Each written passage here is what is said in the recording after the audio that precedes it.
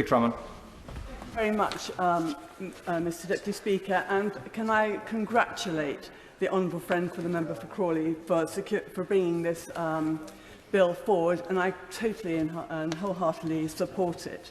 I'm fortunate to be the Member of Parliament for Marwell Zoo, which is both a leader in caring for animals here in the UK and also the conservation work around the world.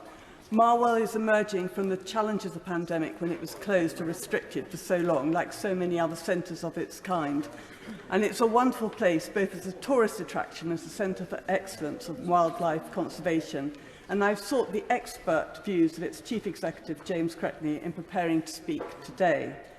Many of the issues we debate and legislate on in this House capture huge attention from the public, and this one does especially because we are a nation of animal lovers.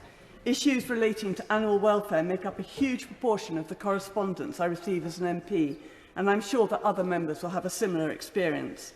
Over the years, I've received many hundreds of emails specifically on trophy hunting from constituents. Often they've been responding to campaigns by lobby groups which focus on specific incidents, such as the shooting of Cecil the Lion in 2015, or occasional cases where one hunter kills a large number of animals in one go. However, we have to look beyond the emotions and consider how a ban on trophy hunting imports would engage with nature, society and economics in some very poor areas of the world. This is not about any debates in the UK about how we manage stocks or overpopulations of particular species in our own country. We must also be clear that there are occasions when it's necessary to control an animal population where natural predation is broken down. Of course, in most cases, this will be where a particular predator has been hunted or driven from the environment by man.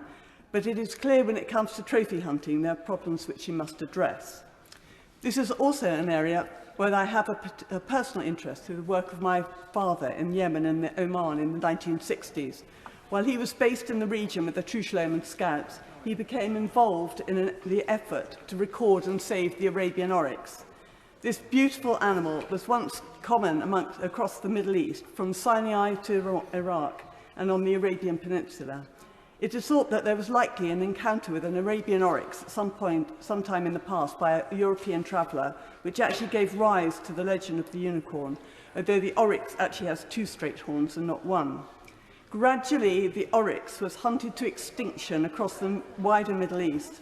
Until the early 1960s, it remained only in the Rub al-Khali, the empty quarter, across the boundaries of Yemen, Oman and Saudi Arabia. Even then, it was not certain that any living animals remained, but a programme was put together to rescue remaining animals and establish a breeding programme in Phoenix Zoo in the USA. The Arabian oryx was prized as a trophy for its fine horns, and even as the expedition was beginning its work in 1961, the herd of the oryx in the empty quarter was subject to a major hunting expedition. Hunters from Qatar and the Emirates killed off many of them for trophies, and had the expedition not been successful in locating and taking some oryx to safety, it would have been extinct immediately. This is the first modern effort to save a species from extinction, and I'm pleased that my father had a role with his colleagues in getting it underway.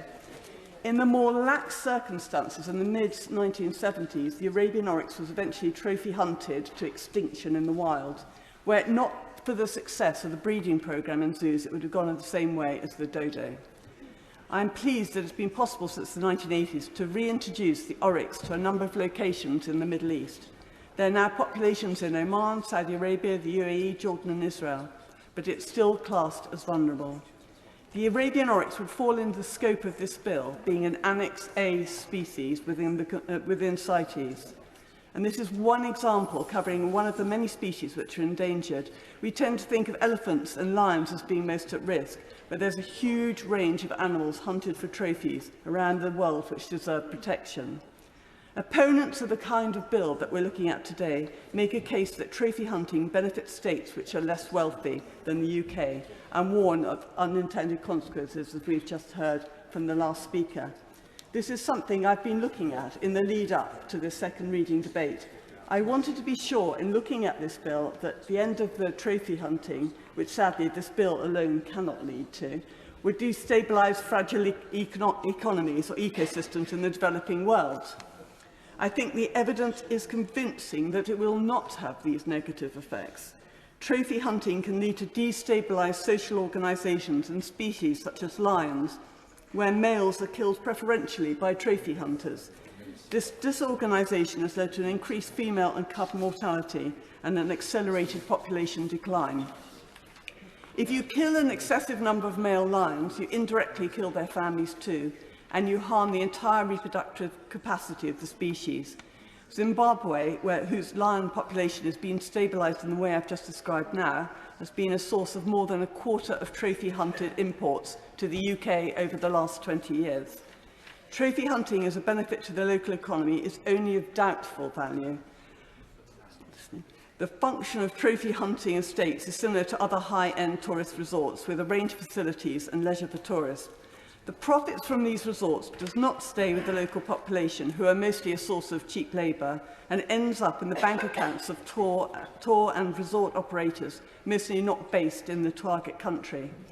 The description of cheap labour can nearly always be applied to the specialist trackers or traditional hunters who are recruited to do the hard work of trophy hunting, which is to locate the prey. The hunter then just has to point and shoot and pose for their pictures. This description of this kind of hunting as some kind of sport involving big game is greatly exaggerated. Even in the top hunting tourist destinations, the trade makes a tiny contribution to the GDP. Nowhere does it account for more than half of 1% of GDP. And in Zimbabwe, where we've seen the trade is doing major damage, it accounts for 0.3% of GDP. So the argument that it would be economically damaging to have to replace hunting tourism with conventional wildlife tourism hardly seems viable. In some cases, trophy hunting areas are in fact just large fenced enclosures, and it's these arguments that there is for a captive bred population which can be managed, can be best made. However, these enclosures sit within the wider landscape, and their fencing and infrastructure negatively affect wildlife around the boundaries, disturbing the natural habitat for the wild population and leading to its decline. Another feature of fenced enclosure hunting is that species are introduced to them which are not native to the area, which is attractive to trophy hunters. Inevitably, some of these animals escape into the wild, where they begin to destabilise the wider ecosystem. Their habitats within the resorts can also damage the ecosystem and undermine the claim that these resorts are being a managed but natural environment. The issue of poaching is legally separate, but it's undoubtedly given some cover by the activities of hunters and the market for trophy goods. Much poaching takes place around forged permits and an assumption that the possession of hunting equipment in an area is legal. For a long time, the view of the British government was that it managed hunting of wild animals as acceptable, both in the canned format, where animals are hunted within fenced enclosures, and elsewhere, where animals roam free, but are supposedly under wider management by the local agencies. I welcomed it when our government looked again at the evidence in 2019 and began the consultation process which has helped lead to today's bill. This government is the greenest and the most animal and environmentally friendly government the UK has ever had. The UK has always been a leader in pressing for higher standards in the environment and animal welfare during our time in the EU against concerted opposition from some of the other members. Now we've left the EU and introduced our landmark Environmental and Agricultural Acts, we have a secure legislative base at home. Our leadership of international environment and ecological negotiations allows this Parliament and our government to speak with great authority to others around the world, and we must use that soft power. Therefore, I hope the government will assist and support this bill, and I'm pleased to hear the Minister has already agreed to that, and that it will also maintain its efforts around the world to help suppress poaching. The reality for many species, there is no level of commercial hunting by man which is sustainable.